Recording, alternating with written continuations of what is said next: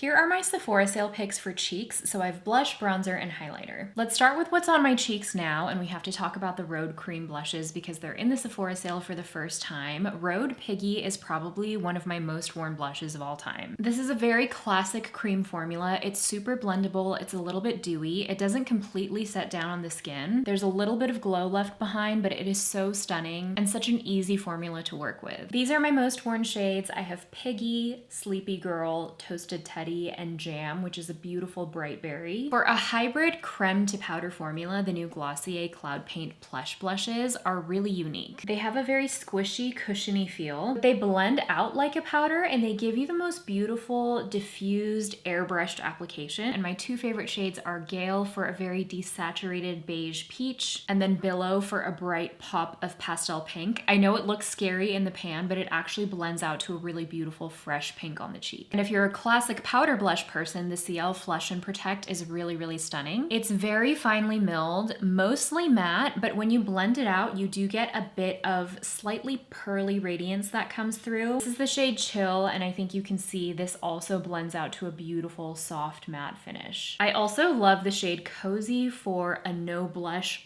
kind of look. Much to my surprise, this has been my year of liquid bronzers. My most used by far, this is almost empty, is the Mario Soft Sculpt Serum. I use the shade Light. It's what I have on here, and it's what I go for when I want a barely detectable bronzer. We're going into fall winter. I'm super pale. I don't want anything too orange or obvious, and this just gives me a bit of dimension while making my skin look glowy and stunning. There's a bit of pearl running through this, but you don't see that on the skin. It just looks like healthy, radiant skin. If you want something without a pearl, the Westman Atelier bronzing drops are absolutely stunning. These are a little bit more fluid, so I like to work off the back of my hand. Then I pick it up with a brush and just stamp and swipe across my cheeks, the tops of my cheekbones, wherever I need a little bit of dimension. And something about this formula just melts into every foundation I've ever used with it. If I am reaching for a powder bronzer lately, it's the Farah Homidi Essential Bronzer. This one also has a slight radiance running through it while still having a matte finish. So it doesn't ever look powdery or dry on the skin. It's a very creamy powder that melts into the skin. It becomes one with your base makeup. And finally, just a couple of highlighters. The CL Glow and Protect is my liquid highlighter pick. I actually love this formula because it's super serum-y while still being creamy, and the glow is pearlescent. And my last pick is actually kind of an unconventional highlighter, but it's the Charlotte Tilbury Unreal Skin Foundation Stick. I actually